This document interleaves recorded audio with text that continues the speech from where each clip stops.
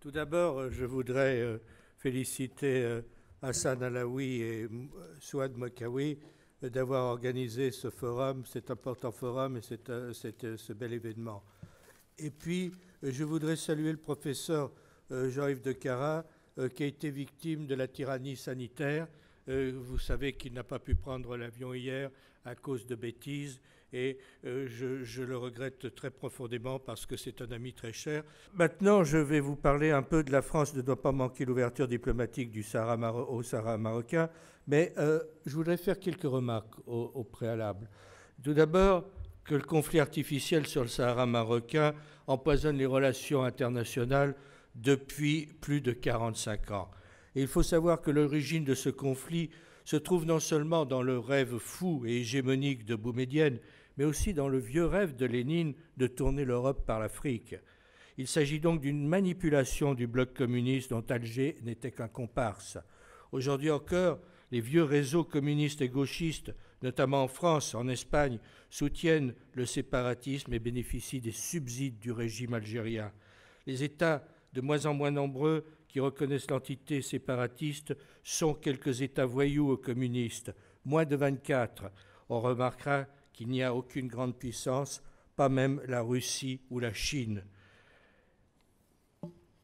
Face à ces déboires diplomatiques, le régime algérien a entrepris d'instrumentaliser le droit au profit d'un processus communiste avec le soutien de ses compagnons de route occidentaux, les gauchistes, les trotskistes, les staliniens, qui ont trouvé un deuxième souffle grâce à Alger. L'intervention du professeur de Carat était très claire à ce sujet.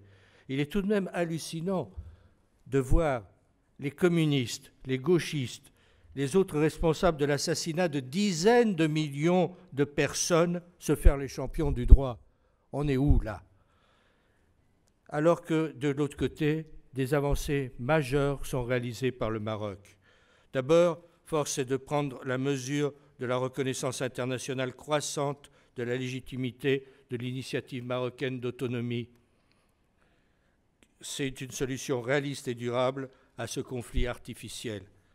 Les principales puissances internationales soutiennent le plan marocain, notamment les États-Unis, la Grande-Bretagne, la Chine ou la France. La France ne cesse de répéter qu'il faut rechercher une solution politique juste, durable, mutuellement acceptable au conflit du Sahara marocain, conformément aux résolutions du Conseil de sécurité des Nations unies, qui est le seul compétent en la matière. Cela passe naturellement par l'adoption d'un plan d'autonomie marocain qui est sérieux, réaliste et crédible. Il faut préciser aussi que la décolonisation du Sahara marocain a été définitivement scellée depuis 1975, suite à la signature de l'accord de Madrid le 14 novembre 1975. Avec l'accord de Madrid, la décolonisation est terminée. Les territoires sahariens sont redevenus marocains, comme l'Alsace et la Moselle sont redevenues françaises en 1918 ou en 1945, après l'occupation allemande. Le retour de son Sahara au Maroc, entériné par l'accord de Madrid, met fin au statut de territoire non autonome du Sahara marocain occidental. C'est pourquoi il est insensé que cette question reste inscrite à l'ordre du jour de la 4e commission des Nations unies. C'est le reliquat des demi-mesures prises à l'époque de la guerre froide, ça peut se comprendre, mais rien n'empêche de modifier les choses quand elles ont évolué, et Dieu sait qu'elles ont évolué.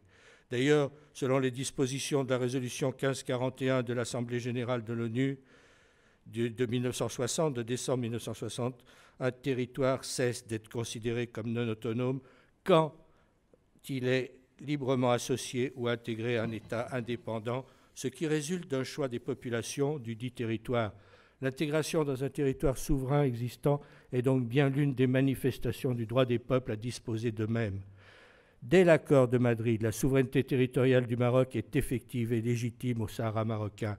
Légitime, car par l'accord de Madrid, les parties avaient prévu que l'opinion de la population sahraoui, exprimée au travers de la Djema, le 26 février 1976, serait respectée. La représentativité de la Djema n'a jamais été mise en cause, même pas par les adversaires de la souveraineté marocaine sur ce territoire.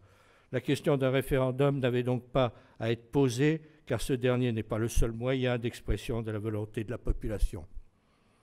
En outre, L'activisme séparatiste est condamné par les Nations Unies, dont le secrétaire général Antonio Guterres et plusieurs résolutions blâment les gesticulations du Polisario, notamment dans la zone tampon de Guerguerat.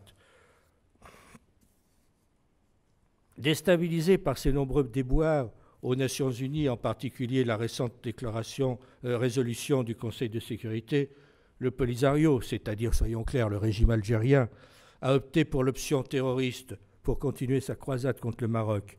Le groupe séparatiste a menacé le Maroc de commettre des attentats terroristes, notamment contre les consulats étrangers et les objectifs économiques.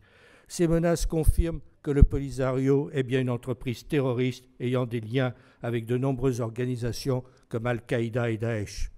Enfin, l'ouverture des consulats de plusieurs pays dans les provinces du sud du Maroc constitue un succès indiscutable pour la diplomatie marocaine. De plus en plus d'États ouvrent ces consulats à Laayoune ou à Darla. Des pays expriment ainsi leur forte volonté de résoudre ce conflit artificiel et à contribuer au développement du Sahara marocain. Bien sûr, les États africains sont les premiers concernés, mais les États-Unis ont officiellement lancé le processus d'ouverture d'un consulat américain à Darla. On voit mal comment l'administration Biden, qui a succédé à celle de Donald Trump, pourrait revenir sur la parole des États-Unis sans discréditer ce pays. Et je ne pense pas que Biden se donnera le ridicule de changer de politique sur ce point, d'autant qu'il est très attaché à ce que Rabat entretienne des liens avec l'État israélien, chose qui serait naturellement remise en question si les États-Unis modifiaient leur position sur la marocanité du Sahara. Alors la France dans tout ça, eh bien on aimerait que la France fasse enfin montre de courage sur ce dossier artificiel qui n'est qu'un triste reliquat de la guerre froide. En tant que citoyen français, j'ai le regret profond que la France n'ait pas été la première grande puissance à reconnaître cette marocanité, alors qu'elle a toujours été du côté du Maroc depuis 1975. La France ne doit pas manquer l'ouverture diplomatique au Sahara marocain. Elle ne le doit pas parce qu'elle a une politique africaine et le souci constant de la stabilité régionale menacée par le terrorisme dont le Polisario est un complice. Elle ne doit pas manquer cette ouverture car elle est le plus ancien partenaire du Royaume. Nous sommes en présence de deux vieilles nations historiques qui sont plus que millénaires. Et la France comme le Maroc ne sont pas des pays artificiels créés dans les années 60 comme certains. Elle ne doit pas louper cette ouverture car elle sait mieux que quiconque que la cause marocaine est juste. Elle ne le doit pas parce qu'elle est le seul pays à soutenir le droit du Maroc depuis le début du conflit en 1975. J'entends, ci et là, des gens qui nous disent que les États-Unis seraient un partenaire important. Bien sûr que c'est un partenaire important, mais je me souviens que du temps d'Obama, l'ignoble Obama, il y a eu une tentative de renversement des valeurs, des alliances, et que c'est la France qui a menacé d'opposer son veto au plan américain d'Obama qui voulait rompre avec le Maroc. La France a toujours été à côté du Maroc. Moi, je me souviens que dans les années 80, j'allais au Sahara sur ordre du président de la République française et qu'on entendait, on captait les messages en allemand et en espagnol avec l'accent cubain parce que les troupes du Polisario, c'était les Allemands de l'Est, c'était les Bulgares, c'était les Cubains. Il faut se souvenir de cela, et la France était aux côtés du Maroc, et elle a toujours été du côté du Maroc, et je suis fier qu'elle soit du côté du Maroc. Mais j'aimerais maintenant qu'on sorte de cette politique du nini. On ne peut pas mettre Dieu et le diable sur le même pied. Je pense qu'il faut que la France choisisse, et ça, je doute que M. Macron ose le faire. Il y a des moments pourtant où il faut savoir sortir du méli-mélo, de l'en même temps, et faire des choix précis. Mais cela demande du courage, c'est-à-dire du caractère, cette qualité que le général de Gaulle appelait la vertu des temps difficiles. Sans doute est-ce un de Gaulle ou un roi capétien qui manque aujourd'hui à la France. De Gaulle ou un roi capétien, je suis tenté de penser que c'est la même chose.